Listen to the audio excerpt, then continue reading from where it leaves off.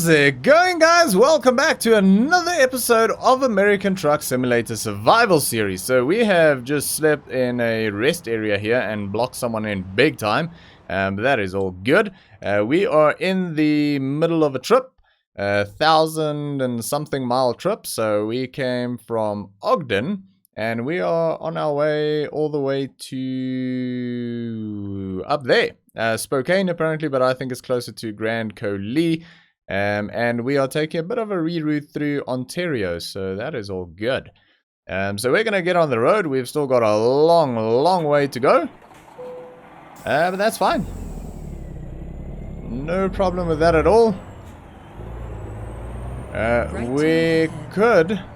Actually, let's have a quick look at that map again. Is there an easy fuel stop somewhere around the road? Is it easy-ish one up there? I think while we're in here, we might as well just go fill up with fuel back here. Then we know it's done. Turn right. A big international coming up there. Yeah, I mean, we are here. We might as well fill up with fuel real quick. I mean, we can still do about 1,000 miles on what we've got. Right. But it's all good.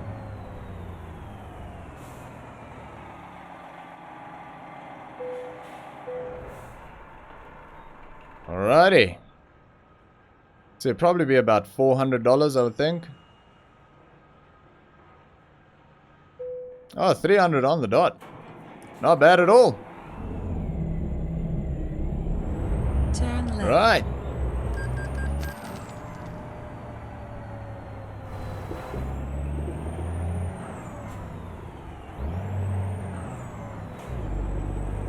Wrong gear there. All right. Turn left.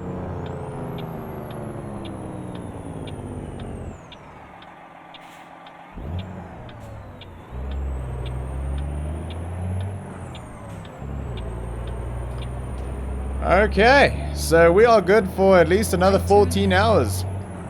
We have had some rest. We've got a full tank of fuel, which means we can drive 1,500 miles on this tank. So yeah, good to go. No worries. Let's go. 80-mile-an-hour speed limit. I mean, what do we have to complain about right now? It's midday. It is actually a very nice day out. Yeah. 80-mile-an-hour speed limits. Just had a good night's sleep. 28 degrees by the looks of it. Celsius, that is. And, yeah.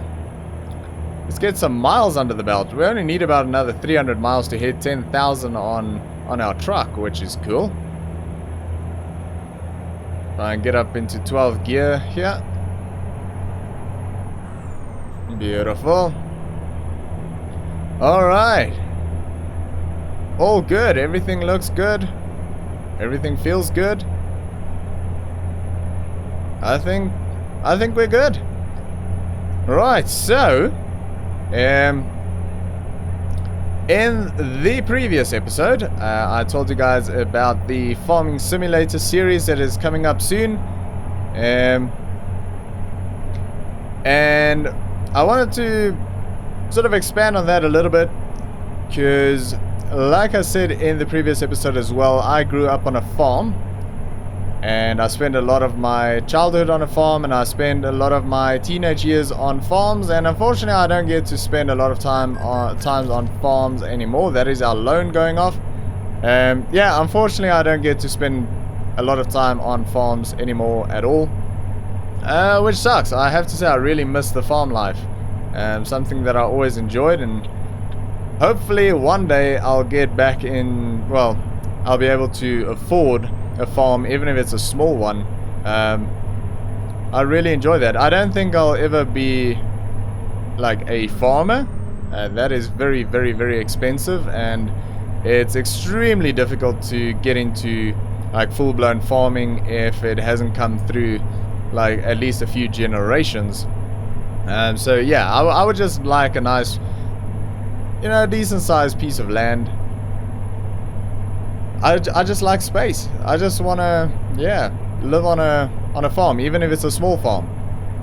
That'll be great. But I thought I'd share a little story with you guys. Probably one of my first sort of childhood memories that I can remember that was farm related. So we used to have a farm many years ago, in the Limpopo region of South Africa, and it was a small farm, probably more like a small holding, or a plot as we called it. But our neighbors that lived across the road from us, they had a big farm. In fact, the land both sides of us was theirs, and then obviously across the road where they lived, they had a lot of sort of land over that side. And yeah, they were, well, still are very good friends with my parents, and we used to visit them a lot because their kids were sort of around the same age as my sister and I, although I was always the younger one. So I've got a sister that's 2.5 years older than me, and then our neighbors back then, their kids, the son was the same age as my sister, and then the daughter I think is 2 years older than my sister. So yeah, I was by far the youngest one of this group.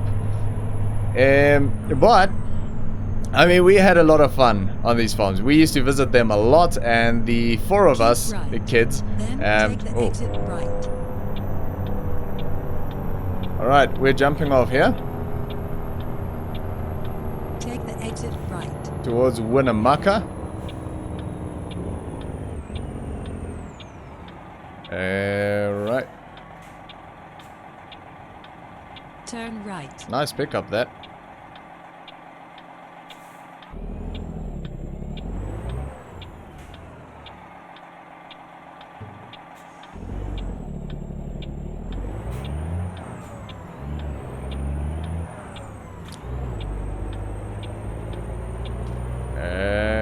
Okay. I think we're good, just going through town here. But anyway, so Left turn ahead. yeah, we used to visit like every day, back and forth. Obviously, when it was like school holidays or weekends. The four of us, we were very good friends.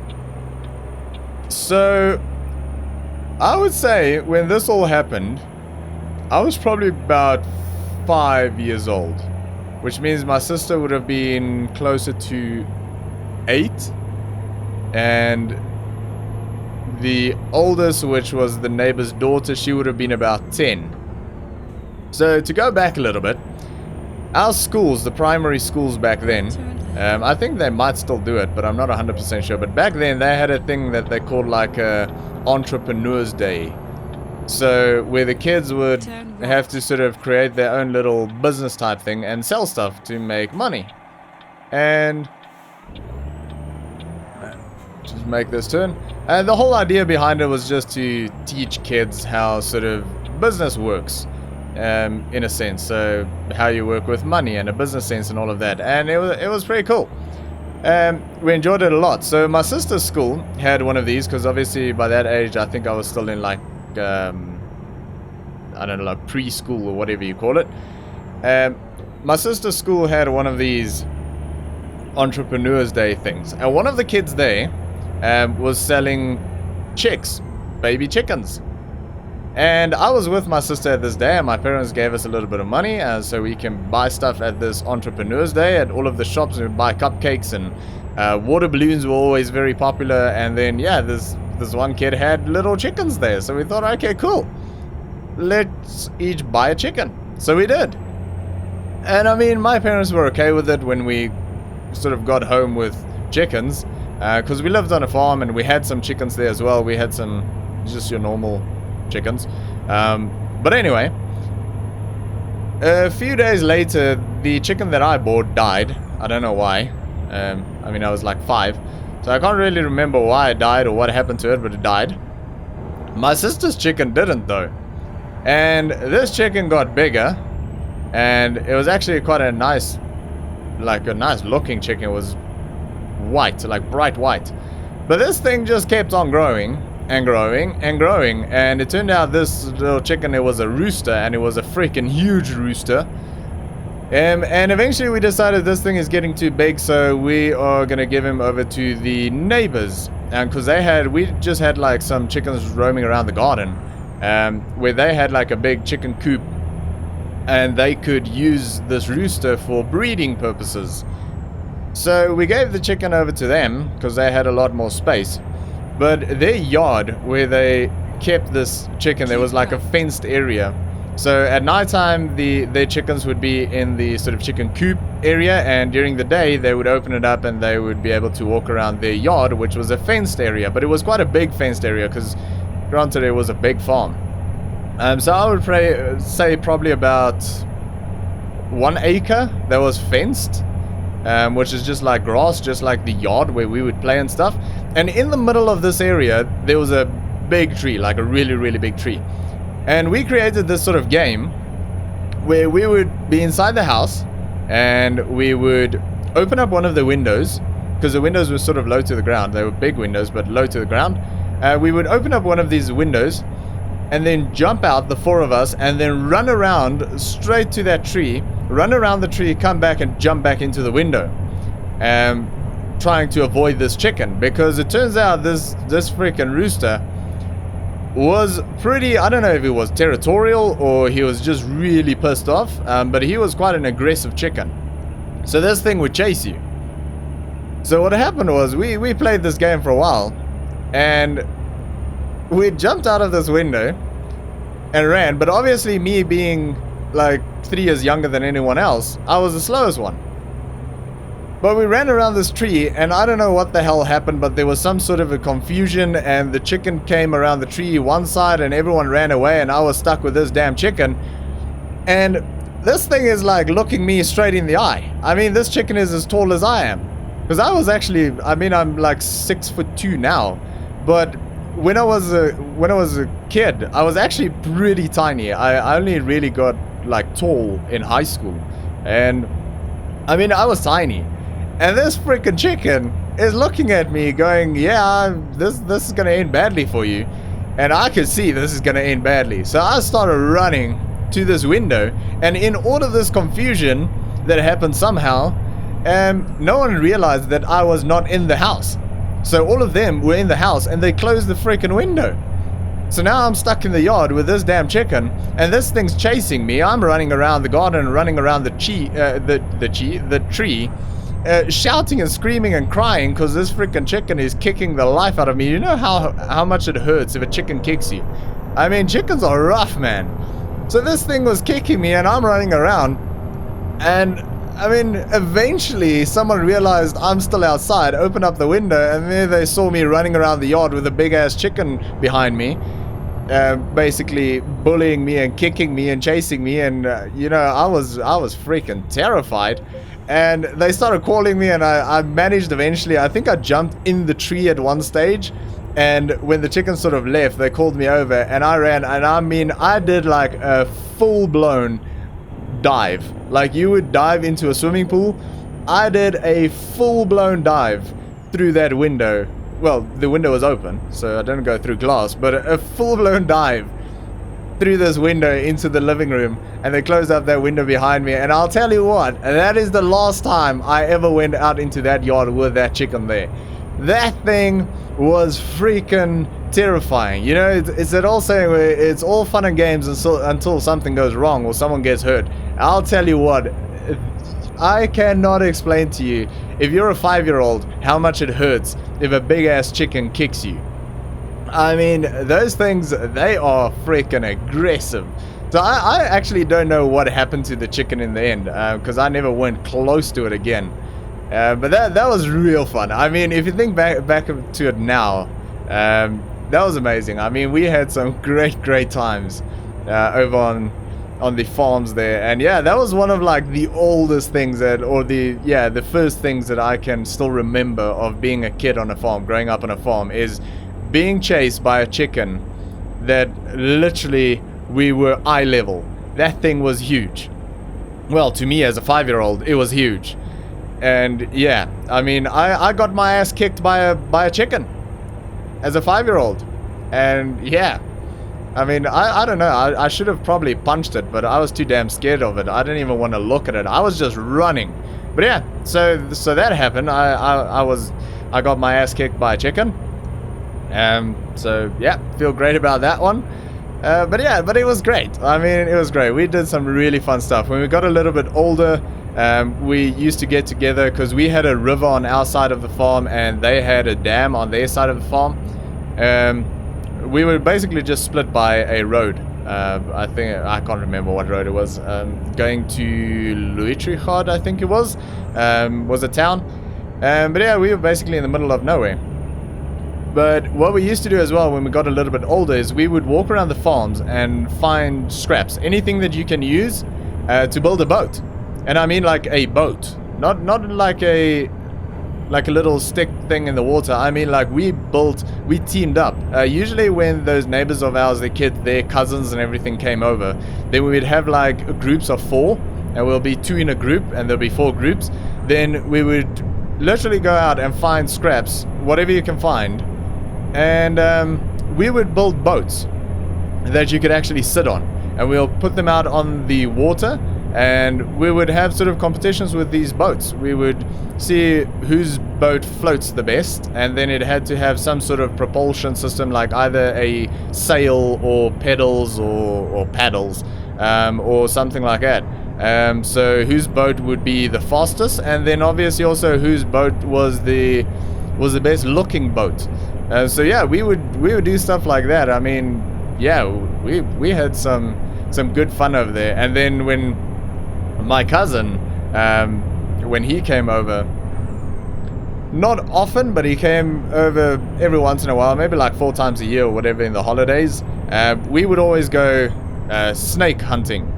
So he loved snakes when he was younger. Oh, we can bypass this one as well. Great. That is actually pretty awesome. But yeah, so he loves snakes. So he would normally come over to the farm on like holidays, and we would catch snakes. We would go into all of the rock piles and things and try and catch snakes. And I remember we caught a baby puff adder at one stage, and we put it in like a Coca-Cola bottle and poked some holes in it and put some grass and stuff on the inside. And we put it, well, he had to go back after the holiday with my grandparents, and he put this bottle with a baby puff adder in my granddad's car because he was going back with them.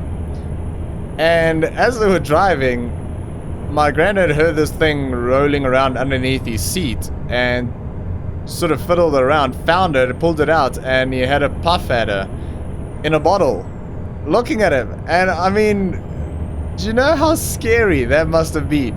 I mean, he must have got the fright of his freaking life, pulling out a bottle underneath his seat and there's a puff adder inside. I mean, granted it was a small puff adder, but damn, small snakes are actually more dangerous than bigger ones because they don't know how to control their venom. Obviously it was in a bottle, so it couldn't bite him or anything, but I mean, he still got a pretty damn good fright. I'm still surprised he did not flip his car or something. But yeah, long story short, he stopped the car and let the snake out of the bottle, and that was the end of that. My cousin was very, very upset that Granddad basically got rid of his puff adder because he really liked his puff adder. So yeah, I don't know, some of the stuff that we did on farms as kids, I don't know how the hell we're still alive, but yet we are. And you know what? It was amazing. It was freaking great. So yeah, that is some childhood stories from my side, and I hope you guys, well, are interested in that at all. And if you want to hear me more stories, then let me know. Let me know in the comments below, and I'll try and think of some other stories that we did as kids on the farms. And yeah, because we were always busy with something. I mean, even in the afternoons when you get back from school, I mean, we were always up to something. and it was normally not anything good. And a lot of the times it was probably something that could get you seriously injured, but yeah. Turn left. It was fun though. It was really fun. The thing is, you would think, you know, where was my parents? They were there. We were just very, very clever to be able to sort of do all of this stuff without them knowing about it. So, I mean, they try to control us as much as they can, as parents do. But I mean, anyone that's been around kids a lot or have kids, you probably know it is freaking impossible to control them all of the time, especially on a place as big as a farm. I mean, yeah, countless times where my parents had to drive around the farms trying to find us in the bush somewhere up to something. But it was fun. I mean, we would literally disappear in a heartbeat, and sometimes it was like a game. We would actually hide from them, and they would get very, very, very angry. But yeah, it was fun. It was great. We had some really, really good times. And honestly, I wish my kids could grow up the way we did on farms, but unfortunately, that's not going to happen. But yeah, it was good. It was good fun. Really good fun. And I mean, yeah, like I say, we're still around here today. So, I mean, our parents were good in a way where they gave us some freedom. I mean, obviously when we became a little bit older, not when we were really, really young. But they gave us some freedom on the farms and that, and I think sometimes that's where people nowadays make that mistake where they're too controlling sometimes. And yeah, that's why, I don't know, the whole world has changed so much in 20 or 30 years. Things are a lot different now than they were back then. I mean, I suppose kids could be a bit more free and less checked up on, and yeah, I mean, we didn't have internet back then. We didn't have cell phones. We didn't have anything back then. Gee, that makes me sound very, very old. I'm not that old. I'm 28. Well, actually, I'm turning 29 soon.